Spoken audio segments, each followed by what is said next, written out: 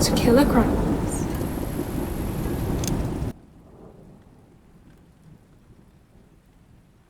Hi, welcome to Volume 2.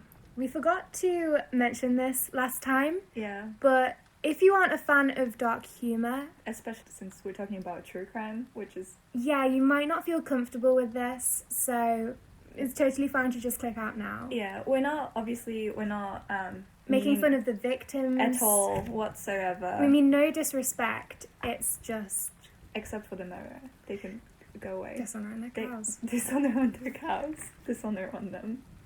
Yeah, so murder, disrespect for sure, but nobody else, so... Okay, let's get to the case. Let's start. Okay, so today's case is Meredith Kercher and her murder. Everyone states this as the case of Amanda Knox. I don't want to center it around Amanda Knox. Amanda Knox is the one that was suspected, right? And She's then her Kercher is roommate, and she was convicted. Okay. Meredith Kercher was an exchange student from, I think it was Surrey, England, and she was in the University of Leeds, and she was doing an exchange program to a university in Italy. She was 21 when the murder happened. Oh shit, that's my age. That's your age. Oh And god. Amanda Knox was my age. Oh, ew. Yeah. You oldie. You're so old. Please don't kill me. I hadn't enough time to do it. We're not even in uni anymore. Oh, true. Doesn't count. Oh, true. I'm safe. Yeah, so this is it's her murder, but it's always Amanda Knox who gets the most attention. Not even the other people who were wrongly accused. Just her. It's all about her. Well, I must say, her name is far more catchy than Meredith Kercher. Well, there's something Involves about of- that later. Oh? About her name. Oh, okay. Ugh. I don't blame Amanda in any way, shape or form for the media just taking her name and Running with it. yeah, because there was also the way they spun it was so salacious, and the only way I can describe this case and all of the different intermingling aspects of this case is a circus. That just a circus of The whole brain chaos. laundry thing. Honestly, And Dr. Bounty Hunter. honestly, it's insane the amount of meddling that went on from different areas in this case. So there's really not much information on Meredith. I tried to get more so I could give her a good introduction and at the very least at the start of this case give her some kind of respect. But there's really nothing much on her, certainly not as much as Amanda. And so all I really have is that she was a dedicated student. She really cared about her studies, and that sort of caused a rift between her and Amanda. Apparently, I don't know. All of this is Wait, so... just because Amanda, she found the studying in Italy really easy, so she would just spend, she got a job, and she would spend loads of time with her boyfriend, who she only knew for 5 days. Never mind, let's not talk about that yet. But yeah, she didn't spend as much time studying, in her room studying, but it's because she found the course easy. She didn't need to. Whereas Meredith, she was studying something else, and she was apparently a dedicated student, and she cared about her studies, and that was her thing, I guess. Okay. So yeah, like I said, all there really is to do with her is that she was an elegant British exchange student. That was it. Oh my god. You know. Elegant and British. Wow, it's just a me all over. Yes, the only British person that's ever British. So that's Meredith. Just a completely normal, nothing bad to her name kind of girl. Woman, shouldn't say girl, she was 21. And then there's other people who were involved in this case, and I'll explain them later, but I'll give you a quick rundown. So there's Amanda Knox, like I said, which is her roommate. Then there's Amanda Knox's boyfriend, whose name is Raffaele, but Amanda refers to him as Raphael. So I'm going to refer to him as Raphael, because I feel pretentious saying his real name. Oh, that's so funny if you did. And I then could do it there's- and be offensive. Go right ahead, bro. Thank you. There's another person called Patrick Lumumba. Wait, Patrick Lumumba? Lumumba. Lumumba in one word. Wait, so it's Lu? Lu. Mumba. Mamba? Mamba? Which one? L-U... Wait, show Wait, me. no, I have the spelling on a different page. Okay. Like the real spelling. Oh my god. Lumumba. Yeah, Lumumba. Lumumba. Lumumba. Wonderful. Incredible. But everyone like goes into detail about him. There's really literally nothing to be said. He's just Amanda's boss at a club called Le Chic. It's like Lumumba and Le Chic. shut up. I'm sorry. I'm gonna let you finish. But Beyonce. No, sorry. Okay, no, that didn't happen. Let's move on. And then there's Giuliano, is that his name? One sec, I wrote his name later on. Giuliano Nini, and I do not like this man. He is the lead prosecutor Okay, so of the case. so he only got invested. He didn't know them before, just prosecutor. He was like introduced into this case. Okay. Like that's his stance. Okay. And then the fifth person I'm going to talk about is Nick Pisa, a journalist. Ooh, I do not like him. Do not like him. I do not like Giuliano. Giuliano is the prosecutor. Yes. And Nick Pisa is the journalist. Right. Lumumba is a side character that literally doesn't matter. I will remember him. Remember from Le Chic. I know. Meredith is the victim. Okay. Yeah. Amanda Knox and Raphael are together. Okay. Okay, so this is usually told from Amanda's point of view because she was the one who entered the house first, Mm-hmm. and obviously she got convicted, so it's her point of view that like matters the most. Right. So she says that I'm not going to explain her time before the murder because it literally doesn't matter. It doesn't pertain to the case in any way, and I like want to drag the focus away from her for once. Okay. That sounds so rude, but honestly, No, everything's fair enough. always to do with her. And it's like, not her fault. I just want to reiterate, it's not her fault that everything is to do with her. Yeah. It's just not. I mean, I don't think you'd want to be the focus of a murder case, to be quite honest. Yeah, I guess unless you're a narcissist. Yeah, I guess some people would. There are those people that like admit to murders that they haven't committed, I guess. How are they usually in prison? Oh, already? not necessarily, I think. I mean, usually, yeah, that's most of the time. I can But- only think of one other time where there was the guy who called in on a TV show claiming he was the Zodiac Oh, Killer. yeah. But it was That's from a been- mental hospital. Well, no, I was thinking, I can't think of a specific case, but I'm pretty sure someone did like properly told their name and everything, like literally sold himself out and was like, hey, I did it. Obviously it was bullshit, it didn't happen, it wasn't true. But I was thinking of like something like that, like genuinely coming forward and giving all the details about themselves. But like the whole thing with like calling in and claiming to be whatever, that happens so often. Like writing But letters. never giving your name. Yeah, never giving your name. That's for sure. And that's significantly less narcissistic. Did the guy who called in give his name and everything? The mental hospital guy. I don't remember. Well, they traced him. They traced him to the mental hospital. Okay. That's how they proved that it was not actually the Zodiac Killer who gave this interview. Yeah. I mean, they could trace the phone to that though, but not a specific person. Is what I mean. I don't know. Okay. What I was watching was a psychologist review the behavior of the Zodiac Killer and like what kind of like personality he has. Right.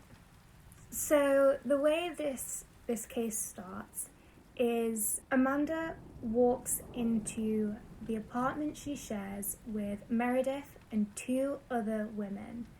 I forget one of their name. Reminelli, I think, and another girl called Laura. They're both Italian and they've lived in this house for Laura is Italian as well.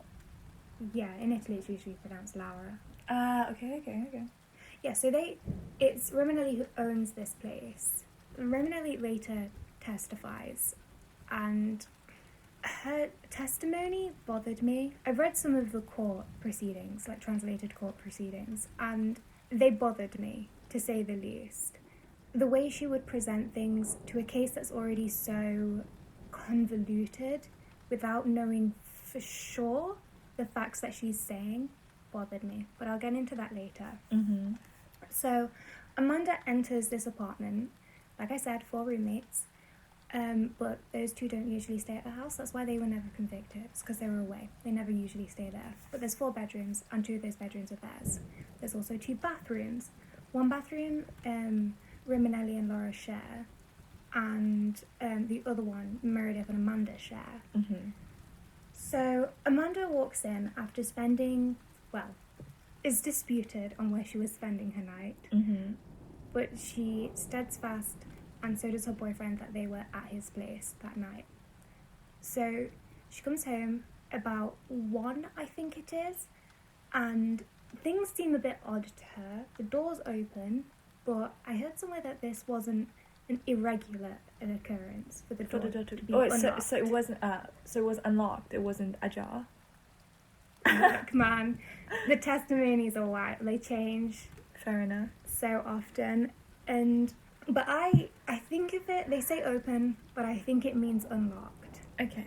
She walks in and she says she looks in her, like, it feels a bit weird. She looks in her room, she sees nothing on. So it's like messy, but the way she says it's messy, I don't know whether she's trying to indicate that someone ruffled through it or that she just keeps a messy room. Right.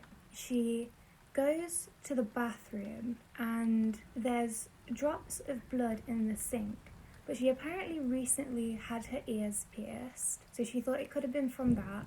Amanda did, or Amanda had her ears pierced. Okay. She took a shower. This is like, yeah, making sure I have these timeline correct.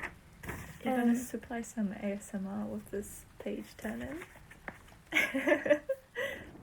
Yeah, a few drops of blood in the sink. She took a shower, and when she got out of the shower, she noticed there was blood on the bath mat. Now, I've seen pictures of the bath mat. Like, the evidence for this is everywhere. Like, it's so easy to find videos of the murder scene and the blood everyone's talking about. Oh, yikes. That reminds me, I was, for a different case we're going to discuss next time, I was looking into, like, how rape kits are being done. And that there's like over 10,000 that have never been processed. Yeah, and also, more specifically, during the autopsy, how it looks. And there was this, there wasn't actually much I could find about, which was surprising, but also women issues, am I right? Yeah. So there was this one PDF file that was like pretty up top with the search results, and I opened it, and the pictures were horrific. It was just like actual corpses without much things that were blurred out in that PDF file, and that shocked me. It was like, it's so weird. Is there no privacy laws? I don't know, but it was specifically talking about rape, right? Mm-hmm. So they were mostly unclothed, and there was no blurs. At all? No blurs at all? Not in the places you would expect them to be. What, so just like the wounds that were blurred or something? I think the faces, but I don't remember anymore, but you could see. Well, if this is a document that's like, it's just released because, like, I don't know, the statute of, like, I keep saying like, the statute of keeping that kind of evidence covered has been released and it's just part of an info dump that happened, then that would make more sense. I don't know, I'm not sure, but it's weird. I would kind of understand it if it was like somewhere low down in a search and it's kind of like, I don't know, let's say at a like uni, how high you put it. I guess. I don't know. It was just so jarring to have like such an easy access to pictures like that, because I was like, it doesn't seem like it should be. It just feels like it could be abused so easily. I was thinking about it, because like, it was like, if you were into, I don't know. It was so By the nasty. way, when I say the murder scene, I'll talk about it. Let me explain it. Okay. So, yeah, she took a shower. She saw this bath mat. Like I said, I saw the photos of it. It was a light blue bath mat, and it had what looked like... I would describe it as if you've ever been caught off guard in the shower and had your period. Yeah, I was gonna say that, yeah. And, like, you know how, like, the water just kind of makes it, like, diluted, and then you, like, have footprints? This is why I advocated for a black one, yeah, that makes sense. Because I have every single stains time from my mum's literal shame shade blue bath mat in the exact same way. Oh no. And it's like, to me, it's a very clear footprint and drops. And it's like, that just in my brain, I immediately associate that with period. Yeah. That And makes they sense, were like, yeah. and I would assume that's what Amanda would immediately associate it with as well. Mm-hmm. Like, I would be grossed out if I came home and, like, your period blood was everywhere. I wouldn't be, like, chill. But, like, I wouldn't immediately assume... that I were murdered. Yeah. Right. Yeah. So they always bring up, like, well, how could she have had a shower? She didn't even know... She says she didn't notice the blood on the bath mat until after she got out the shower. Yeah. So it's like... I feel like once you're, like, at home or, like, wherever you're comfortable at, usually you, like, look at the ground or whatever when you're unsure of where you're going, where you're standing, what the pavement is like. if you were stepping outside of a bathtub. Yeah. Then you look down, you see the mat. Yeah, but if you're, like, at home and you know what's what, you didn't really, like, pay attention. To it's the like, ground, you know, yeah. that stain on the stairs. Yeah. Yeah. Like, we didn't notice it until, like, a while after. Yeah, until, like, we were... But I only noticed it because I had a hawk eye because I knew my dad was coming. Oh, right, yeah.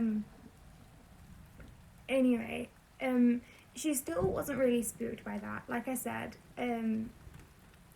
she just accounted it to, like, maybe one of the flatmates injuring themselves or Meredith being on her period. Could be from shaving as well. Literally, it could have been anything. It wasn't, like, to me, it wasn't a scary amount of blood. Okay. It was you definitely should have thrown that in the washing machine. Right. Amount of blood, but not someone's been murdered. Right. Especially because it was only on the bath mat. It wasn't, like, smudged around the bathroom. That's weird. That's weird. It is. It feels like it's been cleaned up then, but bath mats are kind of... Yeah, and it was on the sink, so it was... Well, yes, it did seem like it had been cleaned up. Okay, Or maybe, like, he was dripping, they were dripping, and they cleaned themselves up with a towel while still stood on the bath mat, and that's why it wasn't anywhere else. Oh, yeah, for sure. Anyway, like I said, she still wasn't, like, panicked, and then she saw that there was feces in the toilet. Ew. Disgusting. And that's when she panicked. She was like, Because... nobody would do that in her house. That's when she was like, something is wrong. Like, it kind of then clicked, door open, blood in places, feces in the toilet. Especially because I heard from somewhere that, like, beforehand there'd been, like, a couple of arguments about Amanda leaving, like, stains in the toilet and having to clean it up. Like, being asked to clean it up. So it's like, she knew Meredith would never, ever do that. And the two other girls weren't in the house. Right. So, I saw the picture, by the way. Ew. Like, why would you take a picture? Ew, Why would you add that so to the crime scene nasty. photos that are just available? That's so gross. Megan. So she went to her boyfriend. The timeline of events from this point onwards, as to who she contacted, is... it changes.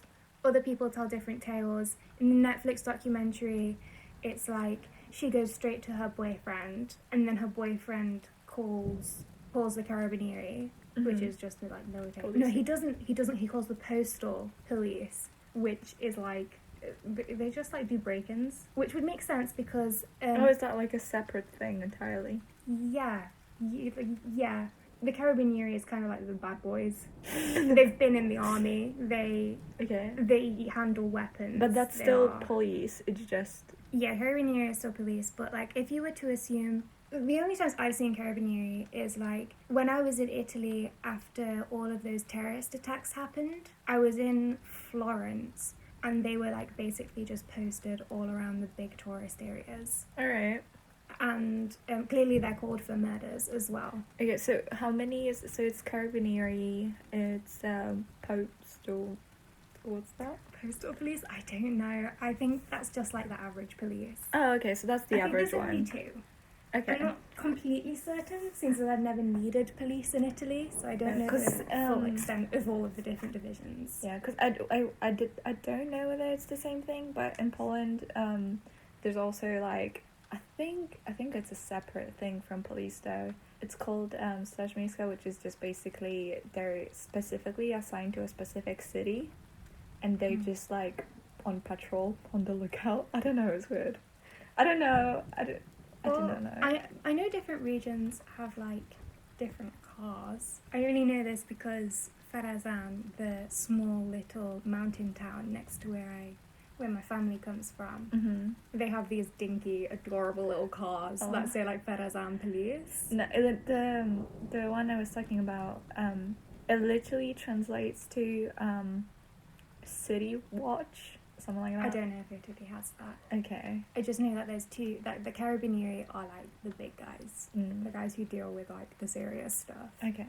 And like I said, you have to be in the military to be in there. And it's really prestigious to get in, like it's an honour to get in. Alright. Okay, so the timeline, like I said, is weird. Some accounts say that she called her mum first, which just kind of shows how naive she is. Also, she walked around the house because, like I said, she got spooked. So she walked around the house to see if like anything had happened, like if she could find her roommates. And she walks into Romanelli's room, and her window's broken, and there's like glass on the floor. In Romanelli's room. Yeah. So some accounts say she calls her mum, and her mum's like, "What the fuck? Call the police." Wait. I'm sure you're about to explain, but at this point, the only thing she sees is the bath mat and then the dump in the toilet, and then she freaks out and calls her mum. I think she sees the broken window, and then she freaks out and calls her mum. Okay. She hasn't seen Meredith at this point. Is I assume what you're getting. Okay, so it's just the window, the gross ass toilet, and then the bath mat for now. And yeah, then and the drops in the sink. Yeah. Oh yeah, the sink. I forgot about the sink. Yeah, for sure. But I don't really know about this mum phone call. I only heard it in a podcast. I didn't see it anywhere else in any of the articles I was reading. Alright, fair enough. But she definitely calls Romanelli before going to her boyfriend's house, according to Romanelli. And Romanelli, she like talks in court on trial. She talks about how like she was confused, so how you could take a shower, and it's like, well, first of all she claims all she saw was the blood in the sink before she took the shower. And I wouldn't be spooked, let's just say, if I saw a couple of drops, like, oh my gosh, it could have been because your freaking gums were bleeding. Yeah, I was about to say. Or like if you had your period and you just washed your hands. Anything. Yeah, I would not be spooked enough not to take a shower. Yeah, no, I don't think so. I don't think I would be either. Yeah, and everyone always talks about this point. Everyone. I think it's because Romanelli mainly brought it up in the thing. And also her boyfriend, Raffaele, her ex-boyfriend, he goes on to say about, like, how... What was the exact quote? I think I have it written down. His surprise at having a shower without being anxious. Rolling my eyes at that. Literally do a rolling eyes face. It's like...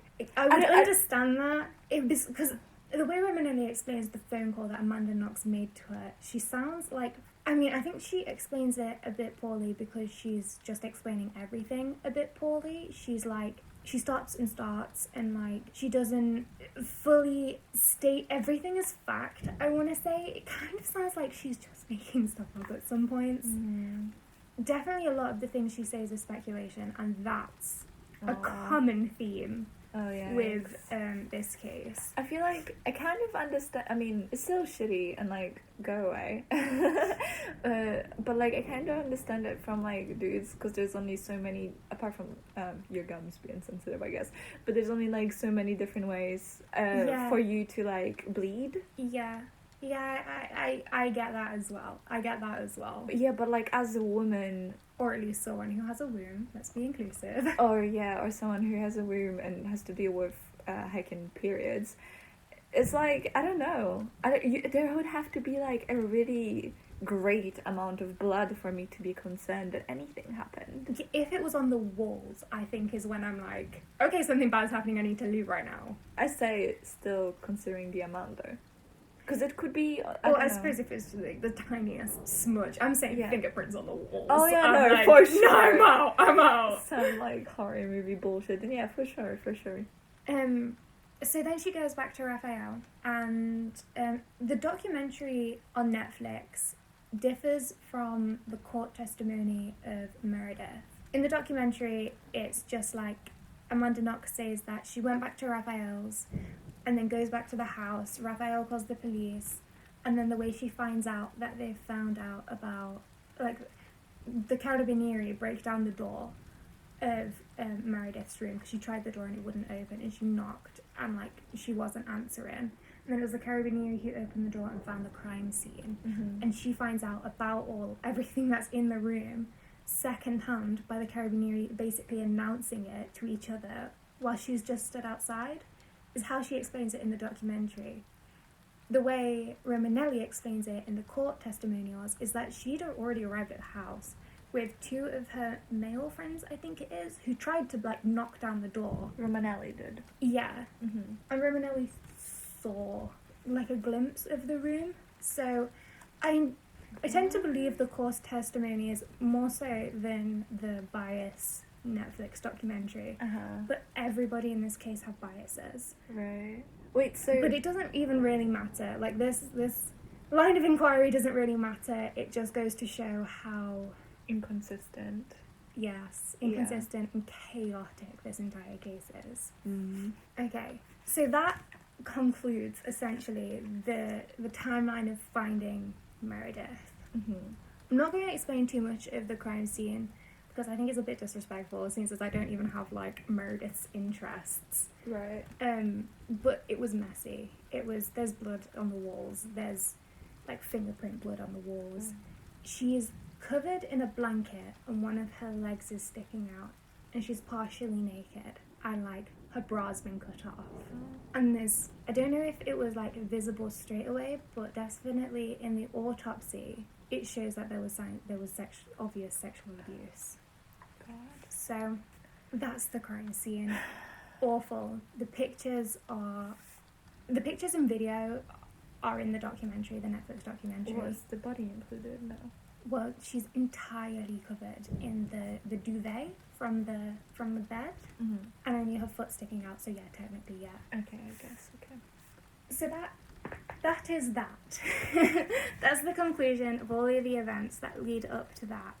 I'm now going to introduce what I have titled this section as the bullshit investigator. Nice. So this is where my description of Giuliano.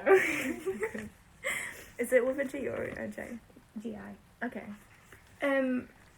The way in the Netflix documentary, his first words are him talking about like insignificant details, or like what solves a case. He goes on to mention Sherlock Holmes. And this boils my piss. That's so stupid. Because, oh my gosh, I have so many opinions on BBC Sherlock. We do not need to get into it in a true crime podcast. Right. But insignificant details don't matter in the real life. Yeah, it's like so They don't weird matter and because they could self-important and mean creating anything. some weird-ass narrative for themselves. Oh, is that a theme with Guillermo? Oh. Yeah, I want to like put into perspective how you should not use Sherlock Holmes as a jumping board for your criminal investigations. Yeah. In the first episode of BBC Sherlock, and like I said, I have opinions, BBC Sherlock is nothing like the books, but let's just go off of that. It's everyone's main thought. No, when it comes isn't. It's not Thank for you. me. Thank you. It's the Robert Robert Downey Downey Jr. Jr.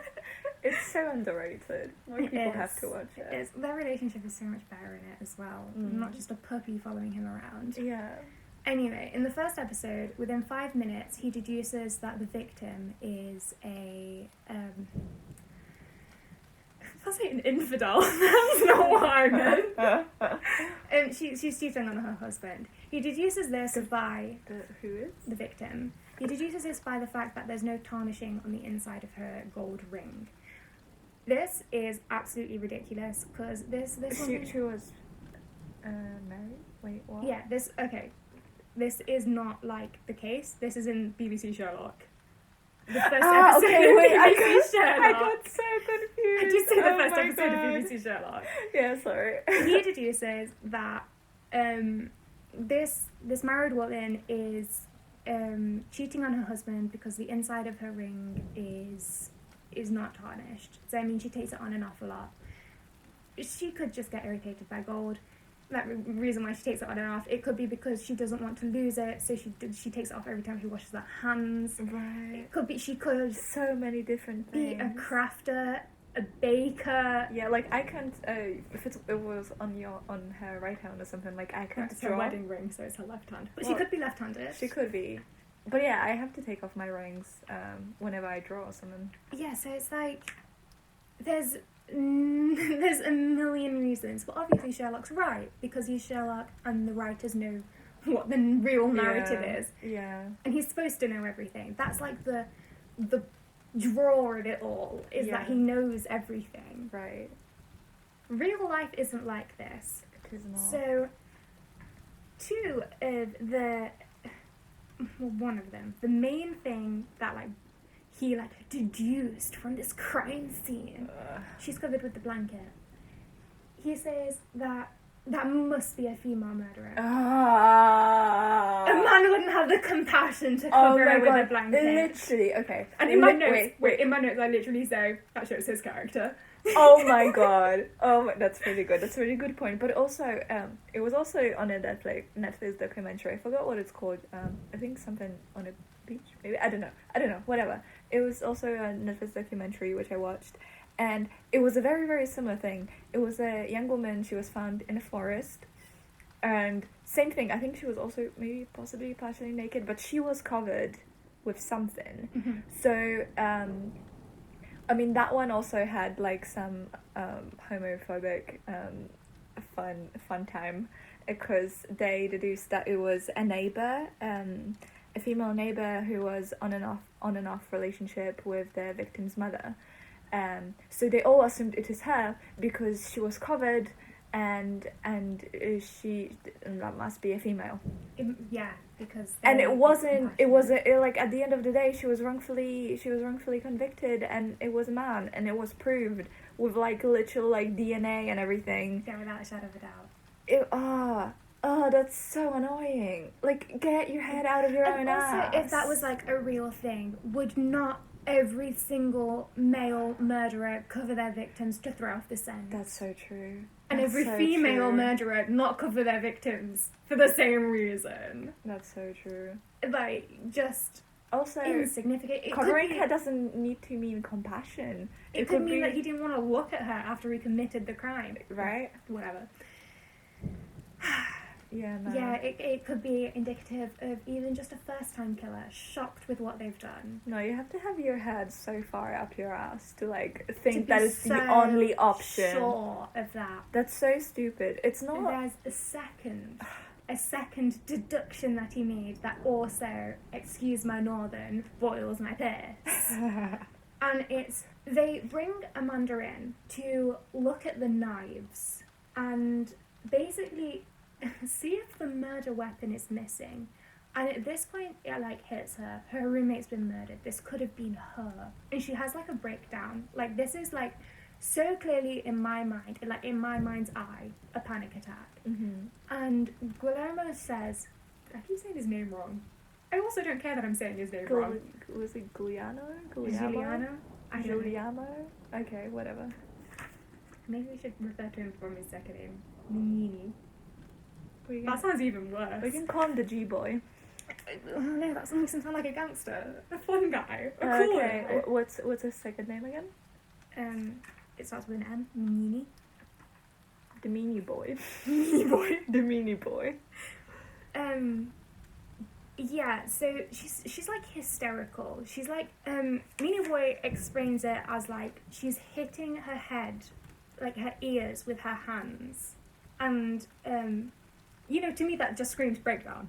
You know?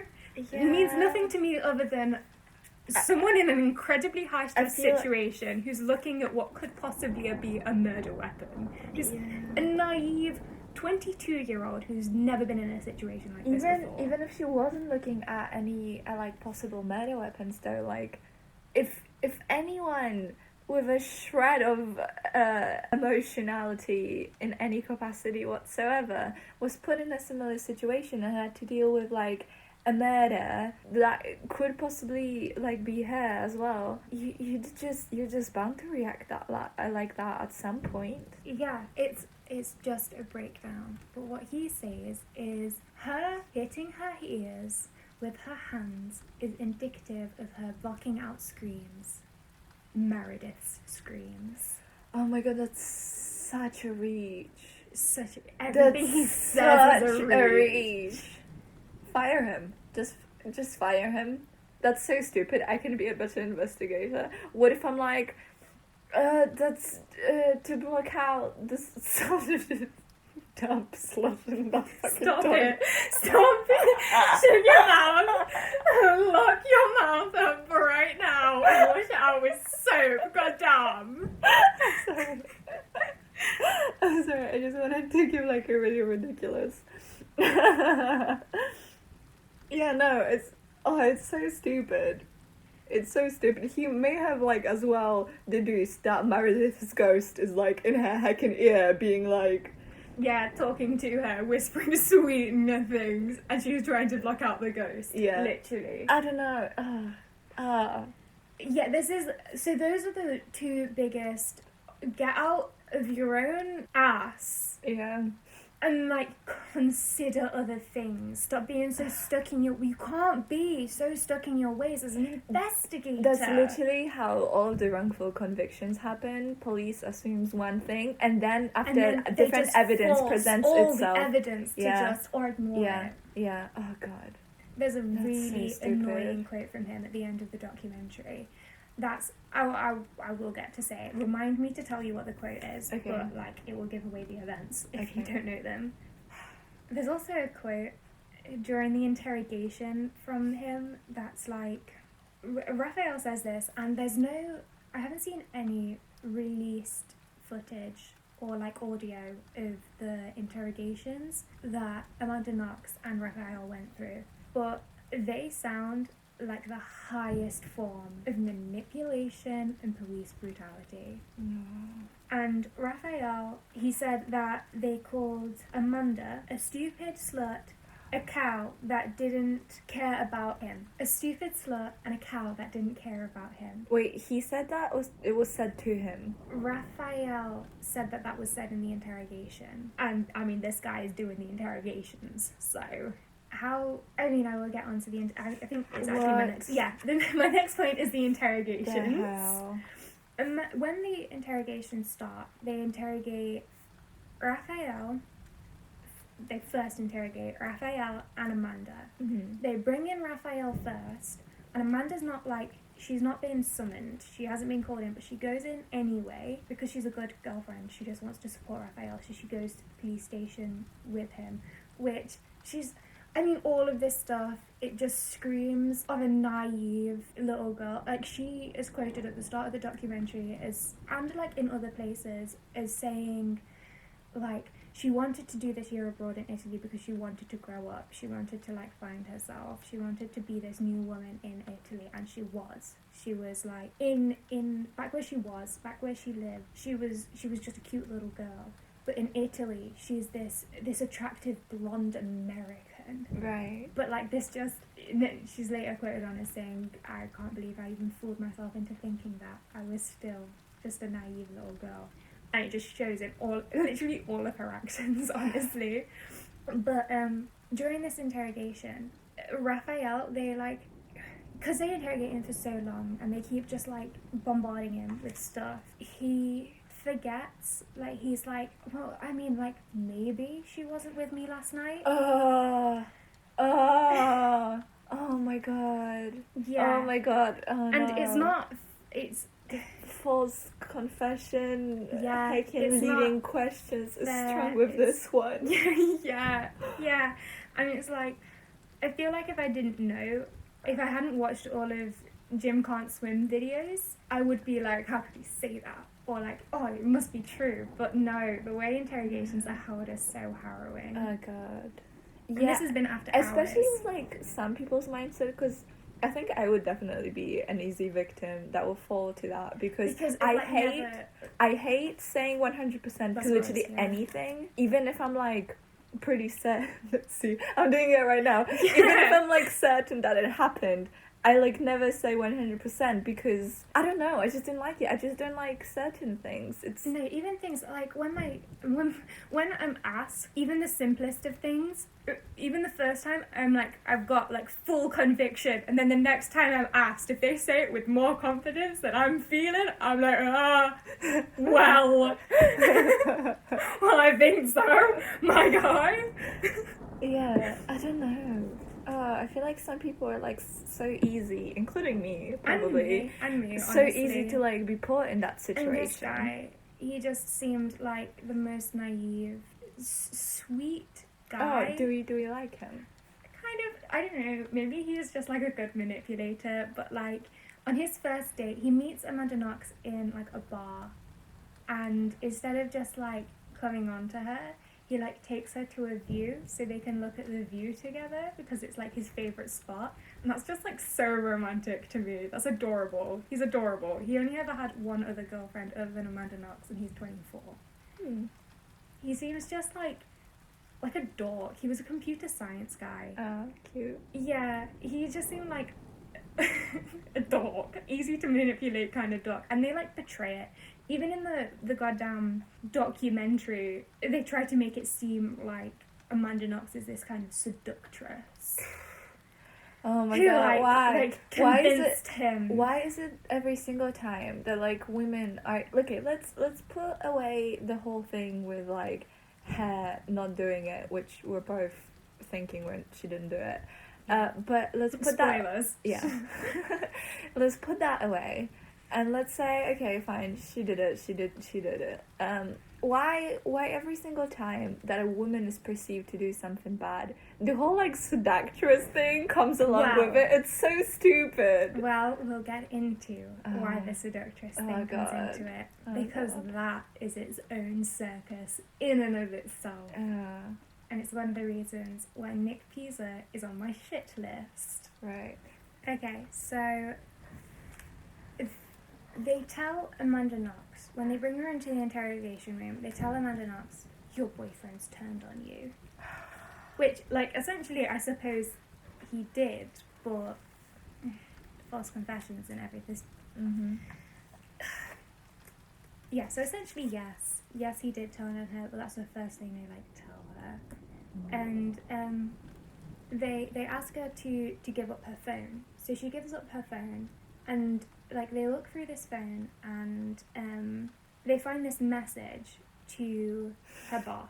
Right. And basically telling her, well, she'd been told she doesn't have to come in that evening for work, so she spent the night with Raphael. And her message, I could read it out in Italian, I'm not going to, but the direct translation is, okay, see you later, goodbye, essentially. She says that in Italy it's more like an appointment, like see you later. But I asked my dad, she meant it, because she was like she was an American who like, she wasn't like proper fluent in Italian yet, so she meant it in the American slang of see you later. Yeah. She like direct translated it. Mm-hmm. They say, no, this means you had an appointment. Oh, But I asked my dad if that meant like specifically you had an appointment, like you definitely have like an event you're going to, see you later. Yeah, I got it. And dad says, no, it means like the slang. It doesn't necessarily mean that. Maybe it does mean different things in certain regions. Certain regions, yes, and also it's been like 15 years since then. I assume a great deal of American slang has been integrated into Italian language. Right, fair enough. I don't know how like strong my dad's thing is, but they say that that's what it's like to her. Right. And you know when somebody is trying to convince you of what you meant? yeah, yeah, essentially. Uh-huh. And another thing that happens in the interrogation room is that she says in English, I don't know what the fuck is happening. She says this. I found no recordings, so I can't say the validity of these claims that she's making. Mm-hmm. But she says the word fuck in a way of like, I don't know what the fuck is happening. This can't be fucking happening. Something like that. Mm-hmm. And then one of the interrogators in there is like, oh fuck, I know what fuck means. Fuck you too. That's an exact quote from Amanda Knox. So how true this is, we don't know. Oh my god. Yeah, so... And she also, like, claims... I'm reading it because I put the direct quote on here. She says that they slapped the back of her head, saying, remember, get your head straight, remember. What the hell? Yeah, and that's what she says. But I was reading through Mr. M's, the investigators of other cases. Mr. Meany. And a different person who, I think he was a journalist who also got interrogated by this guy, he said he was denied a translator and referred to the interrogation as psychologically brutal. So, I'm seeing a pattern here. Oh no. What, was he the one that was directly holding the investigations? It wasn't that he would like... Was he the one that was He was the talking? lead prosecutor. Yeah, so he was the one that was like in court, like, this is my case kind of thing. Okay. And so all of this has like just confused Amanda. She's sat there and they want her to have a story. They want her to like tell her something's happened. And she claims that it's like her mind was rolling through all the pictures and what she saw like of her life so far, I guess. But like she says that she saw like the alley outside of Raphael's house. She saw her house and she saw Lumumba in her like mind's eye. She makes a claim that's like it was Lumumba. Lumumba did it, essentially.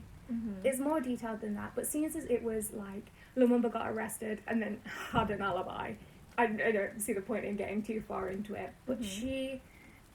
I don't know, I feel like in the situation that she's in, though, like, most of the things you'd be saying isn't the most coherent. No. I mean, with an interrogation that's so chaotic, I can't imagine anything. And, like, how long was it after also she found out about all of this?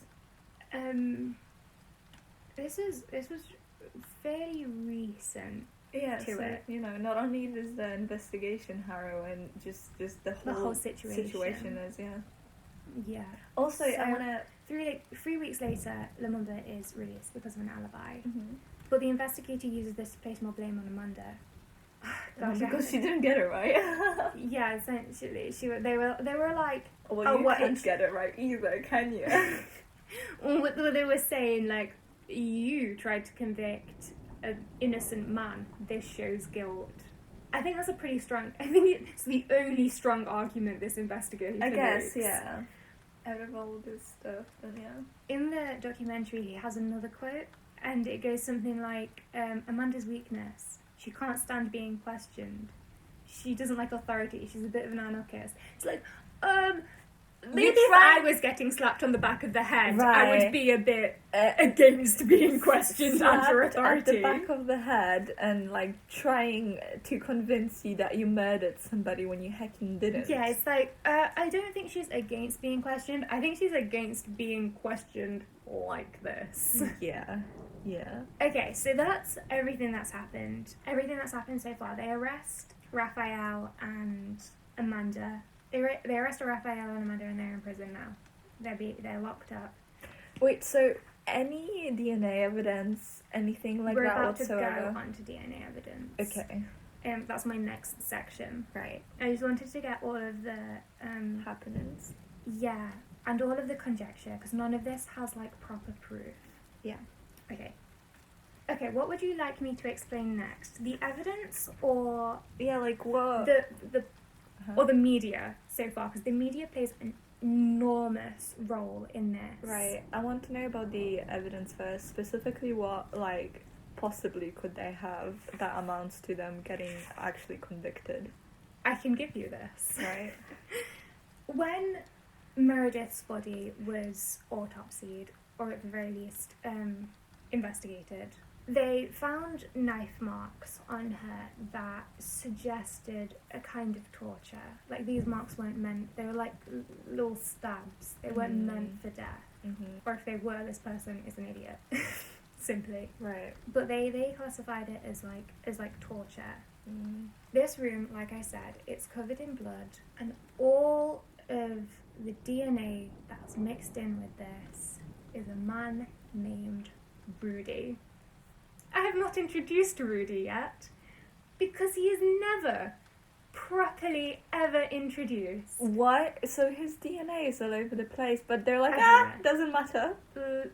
Well, it's not that it doesn't matter. They do arrest him, but he's escaped the country. He escaped the country. So it's a couple weeks later that they get him. The right guy isn't in the country anymore, so they have to arrest somebody, and they're like, oh, this nice, handy American is right there. Words to say about this, because I have more on the bullshit investigator. I have more on him. Bring it. I feel like I don't know whether I should get into the rest of his idiocy. I'm going to get into the rest of the idiocy, and I think I'm going to have to, like, cut it to be with the... coherent. Yeah. Right. So, he was a prosecutor for, there was this case, like, the Monster of Florence, who was a serial killer. A body washed up on the shore near, Perugia, which is where this murder took place, and it's where his, like, authority lies. That's the region in which his authority lies. And he just, like, decided this dude is part of the Monster of Florence case. He just decides it, I guess that's all it takes. And he charges 20 different individuals who were all later acquitted of this murder. And so he just which charges anyone and then sees what will stick. I guess. Oh my god. I'm not going to get too far into this case because it's a circus in and of itself. But essentially, I feel like he just wanted... It's a cold case, by the way. It's never been solved. But this causes Giuliano to be charged with...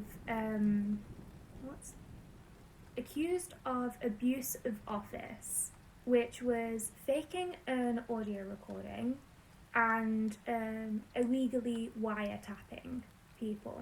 Charged guilty of 4 counts of exceeding the powers of his office. The Mini guy? Yeah. Giuliano, Mini. Yeah. Right. 4 counts of exceeding the powers of his office. He, which is just kind of a show, it just shows what kind of person he is. That's just like absolutely the correct person. He's just absolutely convinced his life is a movie, and he gets it appealed though. Because, well, it was appealed because the people in the court who, like, convicted him, they were affected by the illegal wiretapping, so this absolutely was not a fair case on his behalf, really. But he was, like, fully... Because of that, like, mishap, they moved it to a different country, and then it was, like, the statute of limitations, it exceeded the statute of limitations, so, like... he never actually was punished. Well, found guilty or innocent. He has a quote that says, "I have felt under attack since I investigated Norducci. It all started there." Norducci is the guy that got murdered. Or maybe not murdered. There was no evidence that he was murdered. He could have just drowned. This dude. Okay, so Giuliano, he is... He's a piece of work, yeah. And he has, like, a chip on his shoulder because it's kind of like a small city that he's from.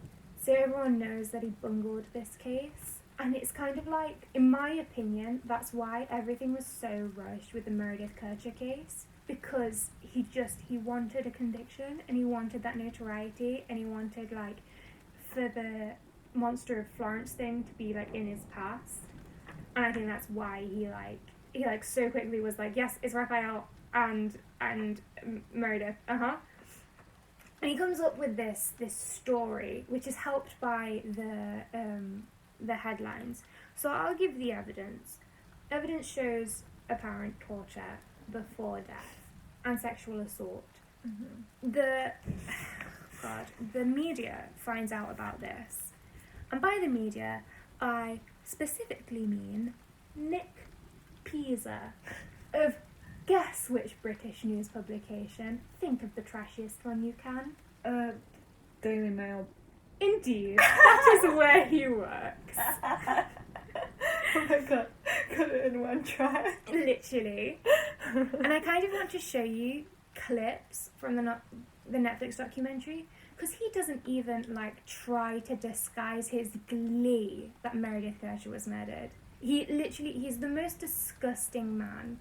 You can see it in his eyes, in his smile, the way he talks about how she was found and how it's, like, a great juicy detail. Ew. And he, like, has this, like, image of self-importance, because he goes on to say how, like, I think because it was, like, I was from England and this foreign journalist. What is up they with let me him into the and forensic place.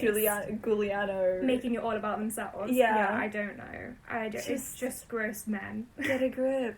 I don't know. Like, go to the gym, get ripped, put your energy elsewhere. Yeah. He explained the way he explains the murder. It made my, like, insides curdle. Just but ew. he's allowed into the coroner's office because he thinks this is because he's, like, some big hot shot. I do not know why they let him in there. I think it just goes to show how this forensic institution was worth nothing. The press spread that it was a sex game gone wrong. Yeah, that is, like, where this spins entirely out of control. So was he the one to popularize that theory? Yeah, because he was the one who was first told, so he sent it to England, and England took it and ran, because it's not like England can get in on the case, they're in England. And so, like, there's all these things, it's like femme fatale, sex game gone wrong, salacious orgy kind of stuff. Out.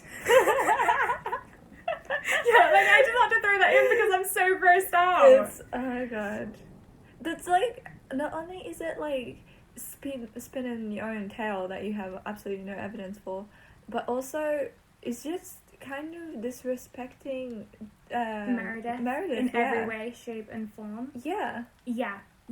She deserved so much more respect than she was given. Fortunately, I mainly centre it around... not fortunately, Amanda didn't deserve this either. No. But at least she can partially defend herself. I mean, her life will be completely changed and ruined from this. Yeah. I mean, not necessarily... She's built a life around herself now, but...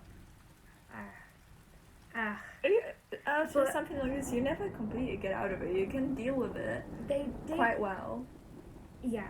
It's not going to disappear. To carry on with the thing. Mm-hmm. They dig into her and Raphael's MySpace, and they find this photo. MySpace days. Yeah, it's so... I never had one. It was in 2007, so, like... Did you ever have one? Oh no, I'm not that much older than you, jeez. Yeah, but you could hang on to the... Wait, did it close down in 2007? No. It happened. Okay, whatever. At any case, I was, like, younger than 10 when Facebook happened. I wasn't even allowed a Facebook when Facebook happened. Yeah, neither. I only started using Facebook when I was, like, 13 or something. Right. They find her MySpace, and on her MySpace there's this photo of her, and they say she's, like, maniacally laughing behind a machine gun.